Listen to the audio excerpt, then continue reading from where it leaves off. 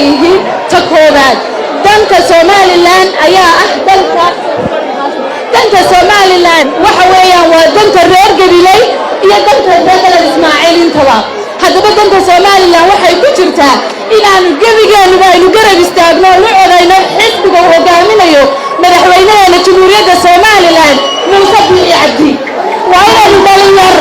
haween cid walba waa inaynu garab istaagnaa waa inaynu cid walba oo reer Somaliland inagu aynu noqonaa hoggaan oo aynu tusnaa reer Gabiley qofka ay kaashka saaraan kaliya taynu noqon madaxweyne talabaad waxaan idin leeyahay marka dahabka la samaynayo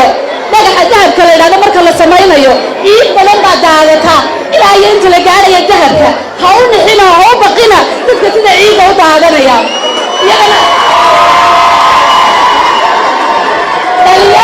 dhaliyartu waxaan leeyahay ereyga ugu dambeeyaan ku soo gabagabeynaya wuxuu yahay